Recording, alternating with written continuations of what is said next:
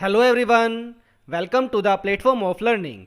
इस वीडियो में सीबीएसई द्वारा दिए गए 10th class information technology subject code 402 के सैम्पल क्वेश्चन पेपर के सब्जेक्टिव क्वेश्चंस जो कि 26 मार्क्स के हैं उन पर फोकस किया गया है।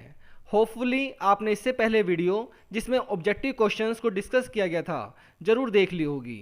आइए स्टार्ट करते हैं section B subjective type questions जो कि 26 मार्क्स के हैं। सबसे पहला question number 6। During a team meeting Sara is explaining a complex project idea to her colleagues. एक टीम मीटिंग में सारा अपने कोलीग्स को एक कॉम्प्लेक्स प्रोजेक्ट आइडिया को एक्सप्लेन कर रही है। वो बहुत जल्दी जल्दी बोलती है, ऊट पटांग सा बोलती है और क्वेश्चंस के बीच में कहीं पर भी रुकती नहीं है। उससे हुआ क्या, उसकी जो टीम है वो काफ़ी कंफ्यूज हो गई और प्रोजेक्ट उन्हें सही से समझ में ही नहीं आया। तो सारा को अपनी वर्बल कम्युनिकेशन को इम्प्रूव करने के लिए क्या करना चाहिए?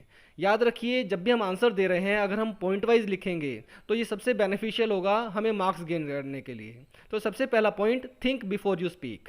बोलने से पहले सोचिए, जिसके अंदर आप अपने टॉपिक के बारे में सोचिए, आपके लिसनर्स सुनने वाले कौन हैं, वो कैसे टॉपिक को समझेंगे, क्या प्रभावशाली तरीके रहेंगे, वो सब चीज़ों के बारे में सोचिए।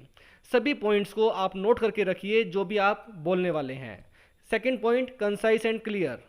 आप क्लियरली बोलिए, थोड़ा ज़ोर से बोलिए और स्पीड को मॉडरेट रखिए, ना तो बहुत स्लो और ना ही बहुत स्पीड से। आप जो भी इंफॉर्मेशन पास करने वाले हैं वो पॉइंट टू पॉइंट रखिए, ये नहीं कि फालतू की बकवास करते चले जाएं। इसी तरीके से जो सेम सेंटेंस है उसे बार बार रिपीट मत कीजिए। आपकी बॉडी लैंग्वेज सही रहनी चाहिए और आपको बोलते हुए आपके अंदर कॉन्फिडेंस दिखना चाहिए। तो आप कॉन्फिडेंट रखिए अपने आप को, आई कांटेक्ट मेंटेन रखिए, सीधे खड़े होइए और अटेंटिव रहिए। और जिनके साथ भी आप बात कर रहे हैं, जिनको भी आप कुछ बतला रहे हैं, वो सब चीज़ें उनके साथ फ्रेंडलीशिप में शेयर कीजिए। नेक्स्ट क्वेश्चन, एंटरप्रेनर के क्या क्या फंक्शंस हैं? तो एंटरप्रेनर के फंक्शन, सबसे पहला मेकिंग डिसीजन। एंटरप्रेनर को डेली चॉइसेस जैसे कि बनाना क्या है, बेचना क्या है, प्राइस क्या रहेगा, मार्केट की लोकेशन क्या रहेगी, इन सब चीज़ों के बारे में डिसीजन करना जरूरी है। नेक्स्ट, बिजनेस को मैनेज करना। बिजनेस का फ्यूचर क्या रहेगा, रॉ मटेरियल्स कैसे अरेंज करने हैं, स्टाफ को हायर कहाँ से करना है और प्लान्स को फॉलो किस तरीके से करा जाना है, ये सब चीज़ें भी एंटरप्रेनर के फंक्शन में आती हैं। डिवाइडिंग इनकम, एंटरप्रेनर जो बिजनेस का फंड है उसको मटेरियल, रेंट, सैलरीज, इन सब के बीच में डिवाइड करता है। टेकिंग रिस्क, एंटरप्रेनर रिस्क को फेस करता है, जैसे कि जो भी ऑर्गेनाइजेशन उसने बनाई है उसके अंदर कभी आग लग सकती है, चोरी हो सकती है या फिर आइटम गुम हो सकती हैं, इन सब चीज़ों का भी रिस्क वो लेकर के चलता है। क्रिएटिंग न्यू मेथड्स, आइडियाज़ और प्रोडक्ट्स, एंटरप्रेनर जो है वो नए नए आइडिया अपने बिजनेस को प्रॉफिटेबल बनाने के लिए या बिजनेस की सिग्निफिकेंस के लिए जरूरी करता है। List the various ways you can use to protect your data. आप अपने डेटा को प्रोटेक्ट करने के लिए, बचाने के लिए क्या क्या तरीके अपना सकते हैं। सबसे पहला पॉइंट, स्ट्रॉन्ग पासवर्ड। आप अपना पासवर्ड ऐसा बनाइए जिसको इजीली गैस ना किया जा सके। Lower case, upper case letter, number, special characters, इन सबको मिक्स करके पासवर्ड बनाइए और अपने कंप्यूटर को अनऑथराइज एक्सेस से बचाइए। Second, install antivirus and firewall. अपने कंप्यूटर के अंदर ऐसे टूल्स बना रखिए जो कि इनकमिंग डेटा या आउटगोइंग डेटा उन सब के ऊपर मॉनिटरिंग कर सकें। वायरस से बचने के लिए आप अपना एक एंटीवायरस इसके अंदर रखिए जो कि आपके पास पहले से डेटा पड़ा हुआ है या फिर और जो डेटा आ रहा है या डाटा को एक्सेस किया जा रहा है उन सब पर ट्रैकिंग रख सके। Third point, encrypt data. अपने डेटा को एनक्रिप्शन टूल जैसे कि बिट लॉकर के थ्रू यूज़ कीजिए, जहां पर आप डेटा को एक्सेस करने के लिए, हार्ड डिस्क को एक्सेस करने के लिए एक डिक्रिप्शन पासवर्ड की जरूरत होती है, अदरवाइज ये अनऑथोराइज यूसेज को ब्लॉक कर देगा। Fourth, secure sites. जब भी आप क्रेडिट कार्ड, बैंक इन्फॉर्मेशन या कोई फाइनेंशियल ट्रांजैक्शन करने जा रहे हैं तब अपनी वेबसाइट को चेक कीजिए कि वहां पर HTTPS है या नहीं है। HTTPS का मतलब है hyper text transfer protocol secure, means जो साइट है वो सिक्योर है या नहीं है। साथ ही साथ ब्राउजर के एड्रेस बार के अंदर चेक कीजिए कि वहां पर एक लॉक सिंबल दिखा रहा है या नहीं दिखा रहा। तो इस तरीके से आप फाइनेंशियल ट्रांजैक्शन के अंदर सिक्योर हो सकते हैं। नेक्स्ट क्वेश्चन, रिया एक 10th क्लास की स्टूडेंट है जो कि अपने एग्जाम प्रिपरेशन में एक्स्ट्रा करिकुलर एक्टिविटीज़ और फैमिली कमिटमेंट के बीच में स्ट्रेस फील कर रही है। अगर वो टाइम को ट्रैक करती है तो वो उसके लिए कैसे हेल्पफुल रहेगा। ट्रैकिंग टाइम किस तरीके से हेल्प कर सकता है। सबसे पहला पॉइंट, जो टाइम वेस्टिंग एक्टिविटीज़ है या फिर ऐसी हैबिट्स जो कि अनप्रोडक्टिव हैं उन्हें आइडेंटिफाई कीजिए। नेक्स्ट, अपनी स्टडीज़ के लिए या काम करने के लिए टाइम को मैनेजमेंट करके उसको इम्प्रूव कीजिए। नेक्स्ट, एकेडमिक और एक्स्ट्रा करिकुलर एक्टिविटीज़ जो पर्सनल टाइम के लिए यूज़ करने वाले हैं उनको बैलेंस मेंटेन कीजिए उसके बीच में।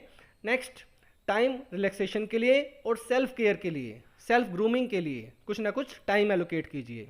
और उसी के साथ साथ एकेडमिक गोल को और भी प्रभावशाली तरीके से अचीव करने के लिए कुछ तरीका अपनाइए और साथ ही साथ अपने एग्ज़ाम्स की जो स्ट्रेस हो रही है उसे रिड्यूस कीजिए। तो इस तरीके से ट्रैकिंग टाइम आपकी हेल्प कर सकता है। नेक्स्ट, यूनाइटेड नेशन ने 17 सस्टेनेबल डेवलपमेंट गोल्स क्यों बनाए।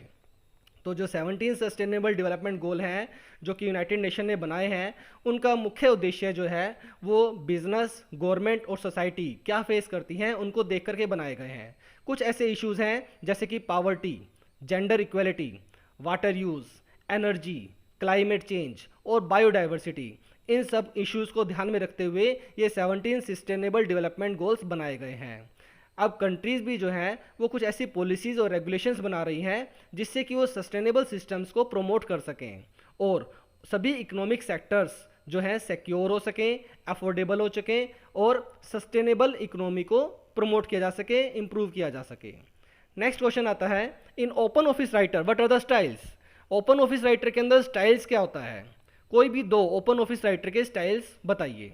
स्टाइल वो सभी फॉर्मेटिंग इन्फॉर्मेशन है, उनका कलेक्शन है जिसके थ्रू आप अपने डॉक्यूमेंट के अंदर अप्लाई किया जा सकता है और उन्हें सेव किया जा सकता है।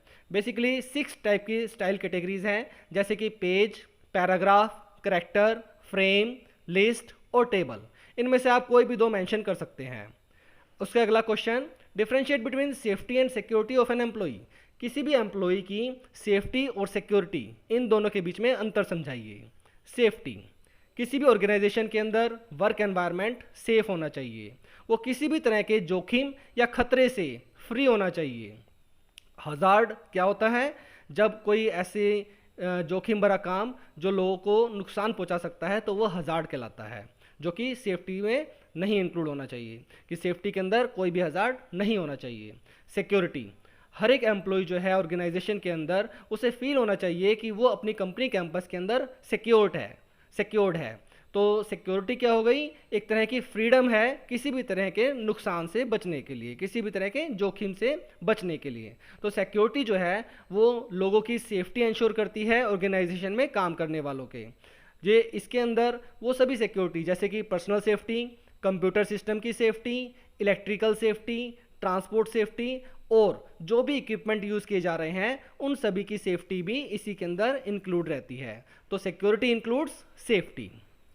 स्प्रेडशीट के शेयर करने के क्या क्या बेनिफिट्स हैं।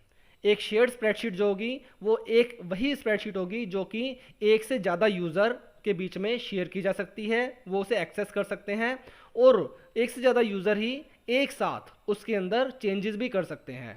उससे होगा क्या, जो मल्टीपल कॉपीज़ अगर हम सेम स्प्रेडशीट की बनाते, उन्हें ट्रैक करते, उनके अंदर जो भी चेंजेस हुए हैं उन्हें मेंटेन करते, तो वो हमारा टाइम कंज्यूमिंग बहुत ज़्यादा होते और डुप्लीकेसी मेंटेन हो जाती। तो शेयरिंग करने से हमारा टाइम काफ़ी हद तक बचता है। तो साथ ही साथ कोलेब्रेशन इसके अंदर अलाउ करता है काम करने के लिए, जिससे कि हर एक पर्सन जो उस स्प्रेडशीट को शेयर कर रहा है वो उसके अंदर कंट्रीब्यूट कर सकता है, चेंजेस कर सकता है और देख भी सकता है। इसका सबसे बेहतरीन एग्जांपल गूगल शीट है जिसे हम ओपनली एक दूसरे के बीच में शेयर कर सकते हैं। Next question, Guneet has completed his assessment in 4 subject.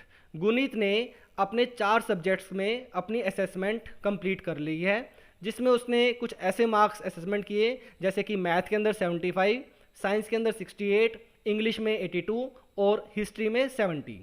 एक स्टूडेंट को अपना एकेडमिक गोल अचीव करने के लिए एग्रीगेट 75% मार्क्स की ज़रूरत है, सभी के सभी 5 सब्जेक्टों में मिला करके। तो अब गणित जो है पांचवा सब्जेक्ट उसका भी रहता है जो कि ज्योग्राफी का है, उसमें उसे मार्क्स लाने हैं। तो वो कौन सा कैल्क टूल यूज़ करे, मेन्यू ऑप्शन यूज़ करे कैल्क के अंदर, जिसके थ्रू से ये पता लग सके कि पांचवें सब्जेक्ट में कितने मार्क्स लाए कि वो एग्रीगेट 75% मार्क्स पांचों सब्जेक्ट में मिलाकर ले ले। तो इसके लिए हमारे पास आंसर है टूल्स के अंदर गोल सीक। अगर हमें किसी फॉर्मूला से रिजल्ट पहले से पता है बट हम श्योर नहीं है कि इनपुट वैल्यू क्या दें कि वो फॉर्मूला जो है वो हमारे को रिजल्ट प्रॉपर दे दे, तो हम गोल सीक फीचर का यूज़ कर सकते हैं जिसमें हमें रिजल्ट पहले से पता है और हम इनपुट बाद में प्रोवाइड करते हैं।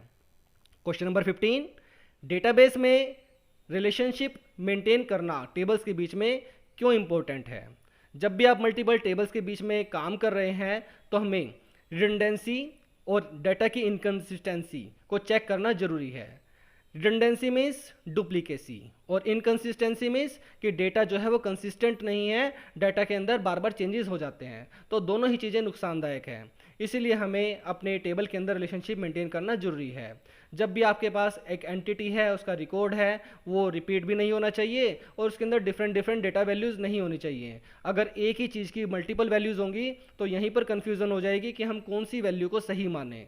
तो इसीलिए डेटाबेस में टेबल के बीच में रिलेशनशिप मेंटेन करी जाती है कि डेटा के अंदर जो डुप्लीकेसी है, रिडंडेंसी है और डेटा के अंदर जो इनकन्सिस्टेंसी है वो ना हो।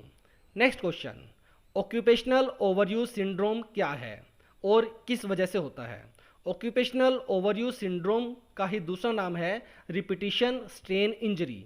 ये एक ऐसी कंडीशंस का कलेक्टिव टर्म है जो कि आपके बेचैनी की वजह से या फिर मसल्स में, फाइबर्स में, टिश्यूज़ के अंदर जो लगातार दर्द होता रहता है, जो कि आपके बेचैनी महसूस करवाता है शारीरिक रूप से। तो ये होता किस वजह से है, जो आपका कार्यस्थल है, काम कर रहे हैं आप, उसके अंदर रिपीटेटिव मूवमेंट हो रही है या फिर लगातार जैसे खड़े हैं तो खड़े ही हैं या फिर हाथ ऊपर कर रखा है तो हाथ ऊपर ही करते जा रहे हैं। तो आपका जो पोस्चर है, जो आपकी पोजीशनिंग है, खड़ा होने का तरीका, बैठने का तरीका, ठीक है, या फिर कोई आप फोर्सफुल मूवमेंट्स करने लग रहे हैं, तो बार बार अगर वो करने लग रहे हैं तो कहीं ना कहीं हमारे मसल्स पर इफेक्ट पड़ता है और वो ऑक्यूपेशनल ओवरयूज सिंड्रोम का कोज बन जाता है। नेक्स्ट क्वेश्चन, क्वेश्चन नंबर 17, एक राइटर्स की टीम है जो कि एक रिपोर्ट पर कोलेबरेटिंग कर रही है, काम कर रही है using a word processing software जिसके अंदर ट्रैक चेंजेस जो है फीचर है वो यूज़ कर रखा है। तो एक राइटर जो है वो इनिशियल ड्राफ्ट बनाता है और उसके बाद वो उसे रिव्यू करता है और बाकी की टीम जो है उसे एडिट करती है। तो इसके अंदर पहला क्वेश्चन है कि ट्रैक चेंजेस फीचर जो है वो कोलेबरेटिव डॉक्यूमेंट एडिटिंग के अंदर क्यों जरूरी है। तो आंसर हम पहले लेके चलते हैं ऑप्शन ए का। ट्रैक चेंजेस जो है एक पावरफुल टूल है जिसके थ्रू आप किसी भी डॉक्यूमेंट के अंदर मल्टीपल यूजर्स के द्वारा कमेंटिंग करवा सकते हैं, एडिट करवा सकते हैं और रिव्यू कर सकते हैं। तो डॉक्यूमेंट जो है वो एक यूज़र बनाता है जो कि दूसरे यूज़र्स के थ्रू या फिर खुद के द्वारा ही रिव्यू किया जा सकता है और एडिट किया जा सकता है। अगर कोई मॉडिफिकेशंस डॉक्यूमेंट में डायरेक्टली कर दी जाती है या ओरिजिनल डॉक्यूमेंट जो है गुम हो जाता है तो ट्रैक चेंजेस जो फीचर है राइटर के अंदर वो एक ऑल्टरनेटिव मेथड है जिसके थ्रू आप सभी चेंजेस जो भी ओरिजिनल डॉक्यूमेंट पर करे गए हैं उनका रिकॉर्ड मेंटेन कर सकते हैं। जो भी चेंजेस करे गए होंगे वो उनका रिकॉर्ड मेंटेन करेगा और फाइनली जो ओरिजिनल ऑथर है उन चेंजेस को एक्सेप्ट कर सकता है या फिर रिजेक्ट कर सकता है। सेकेंड, इसके अंदर which menu option can be used to access this feature. Feature कौन सा, ट्रैक चेंजेस का। तो यहाँ पर ऑप्शन है व्यू, व्यू के अंदर टूल बार्स और टूल बार्स के अंदर track changes. Question number C, can reviewers add comments. Reviewers comments add कर सकते हैं, ऑब्वियसली यस। तो रिव्यूअर्स इसके अंदर कमेंट्स ऐड कर सकते हैं। Question number D, once the changes are made by all the reviewers who can accept और रिजेक्ट दैम। अगर रिव्यूअर्स ने जो भी चेंजेस थे वो उसके अंदर कर दिए हैं तो उन्हें एक्सेप्ट और रिजेक्ट कौन करेगा। इसका आंसर हम पहले भी दे चुके हैं, जो ओरिजिनल ऑथर है वो इस रिव्यूअर के जो भी चेंजेस हैं उन्हें एक्सेप्ट भी कर सकता है और रिजेक्ट भी कर सकता है। क्वेश्चन नंबर 18, क्लास 10th का स्टूडेंट है जो कि स्कूल कंपटीशन में पार्टिसिपेट कर रहा है जहां पर उसे डिफरेंट स्पोर्ट्स टीम के द्वारा खेले गए मैच के स्कोर और स्टैटिस्टिक्स के बेस पे परफॉर्मेंस को एनालाइज करना है। स्टूडेंट ने डेटा कलेक्ट कर लिया है काफ़ी सारे मैचेस के थ्रू और अब उसे एवरेज रैंकिंग डिटरमाइन करनी है। तो उसके थ्रू से चार्ट्स को जनरेट करना है एक प्रेजेंटेशन के लिए। तो सबसे पहला क्वेश्चन इसके अंदर है how are macros in calc helpful to him. Macros का यूज़ कब होगा? जब भी आप कोई टास्क रिपीटेटिवली कर रहे हैं, मीन्स बार बार कर रहे हैं। तो repetitive task like calculating average scores, ranking teams based on performance and generating graphs could be done with macros. तो ये जो सारा काम है जिसमें हम स्कोर कैलकुलेट कर रहे हैं, टीम्स की रैंकिंग कर रहे हैं परफॉर्मेंस के बेस पे, और ग्राफ जनरेट कर रहे हैं, वो सारा का सारा रिपीटेटिव काम है जो कि मैक्रोज के थ्रू किया जा सकता है। इसके थ्रू आप टाइम को सेव कर सकते हैं और एफर्ट को सेव कर सकते हैं। इसका B question, how to enable macros in calc. Calc के अंदर मैक्रोज को कैसे एनेबल किया जा सकता है?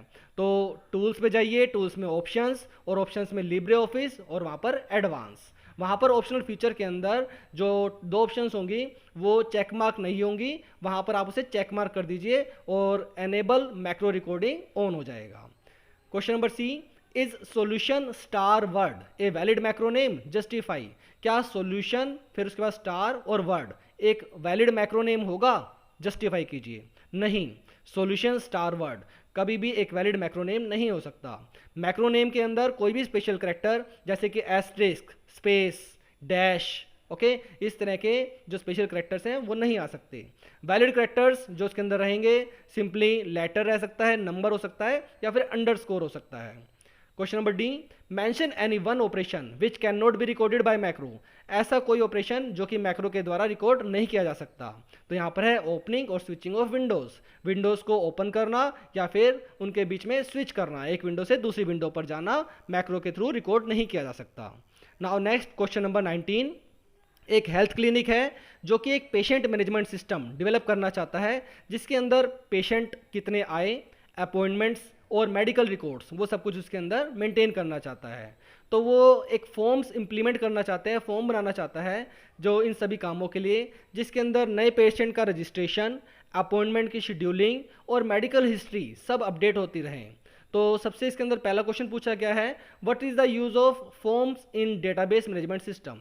ये क्वेश्चन बहुत इंपॉर्टेंट है, लास्ट टाइम भी आया था कि फॉर्म्स होते क्या हैं। तो फॉर्म होता क्या है? फॉर्म डेटाबेस का एक ऑब्जेक्ट है जो कि एक यूज़र फ्रेंडली इंटरफेस प्रोवाइड करता है जिसके थ्रू आप डेटा को एंटर कर सकते हैं और अट्रैक्टिव और इजी टू रीड, आसानी से पढ़ा जा सकने वाला फॉर्मेट और आकर्षक फॉर्मेट के अंदर आप उसे शो कर सकते हैं। किसी भी डेटाबेस के लिए ये डाटा एंट्री और डाटा मॉडिफिकेशन के लिए फ्रंट एंड का काम करता है। Question number B, what are the different ways to create forms in database management system. DBMS के अंदर क्या क्या तरीके हैं जिनके थ्रू आप फॉर्म्स को बना सकते हैं? बेसिकली 2 तरीके हैं, जैसे कि विजार्ड को यूज़ करके या फिर दूसरा डिज़ाइन व्यू को यूज़ करके आप डेटाबेस मैनेजमेंट सिस्टम के अंदर फॉर्म्स बना सकते हैं। Where can we find various tools to add और edit controls on the form. Form के अंदर हम अलग अलग तरह के कंट्रोल्स कैसे ऐड कर सकते हैं या फिर एडिट कर सकते हैं। तो फॉर्म्स कंट्रोल टूल बार होता है जिसके थ्रू आप किसी भी फॉर्म के अंदर कंट्रोल्स को ऐड कर सकते हैं या फिर एडिट कर सकते हैं। फॉर्म के अंदर रिकॉर्ड्स टूल बार का क्या यूज़ है? रिकॉर्ड टूल बार जो है वो नेविगेशन कंट्रोल बटन देता है जिसके थ्रू आप अपने ट्रावर्स कर सकते हैं रिकॉर्ड को या फिर व्यू कर सकते हैं। ट्रावर्स मीन्स आगे पीछे करना, ठीक है? तो आप लेफ्ट या राइट कोई सा भी मूवमेंट करके डेटा को देख सकते हैं। Next question, what point should be included in fire prevention plan in the office.